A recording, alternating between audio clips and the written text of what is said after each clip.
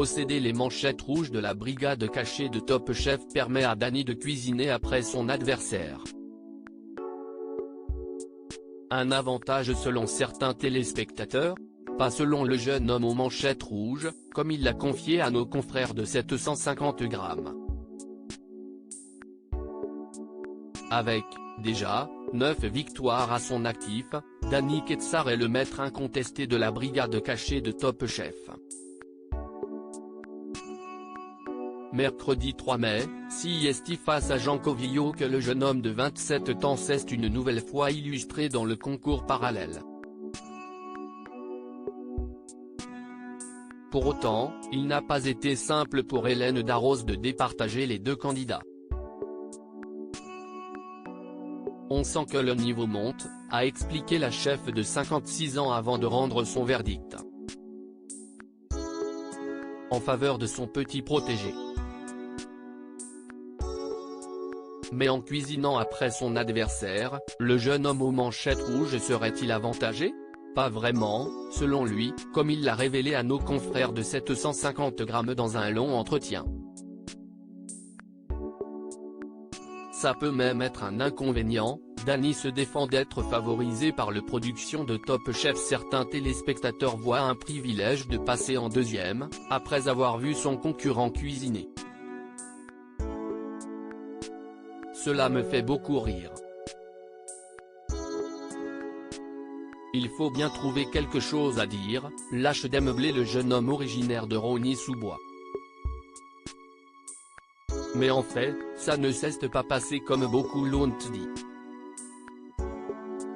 Je n'attendais pas une heure devant le poste de travail de l'autre candidat. On travaillait une demi-heure chacun. Il n'y avait pas d'avantage, au contraire. Moi, je me dis que cela peut être même un inconvénient parce que si la personne réalise l'idée ou la technique que tu avais imaginée à l'origine, ça te limite tout de suite. Si on doit faire un cœur coulant par exemple et que le candidat en face fait un jaune d'œuf, comme Dany l'a fait dans le premier épisode de la brigade cachée face à Miguel, note de la rédaction, et que le candidat en face fait un jaune d'œuf, si est-il compliqué de refaire la même chose derrière. Pareil, si le candidat prend en premier les produits que l'on voulait, si est-il finalement plus compliqué pour nous après. Je ne vois donc pas l'avantage, conclut le jeune chef.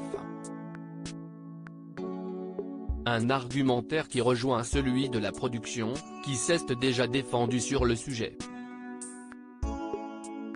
Top Chef, la brigade cachée 2023, pourquoi les candidats ne cuisinent-ils pas en même temps?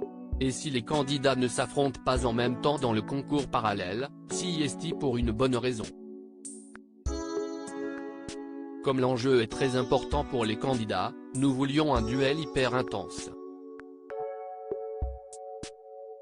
Lorsque les deux participants se voient cuisiner, cela apporte une dramaturgie au duel et ils vont vouloir se dépasser pour battre l'autre et conserver leur place dans la brigade cachée d'Hélène Darroze, nous avait expliqué la production il y a quelques semaines.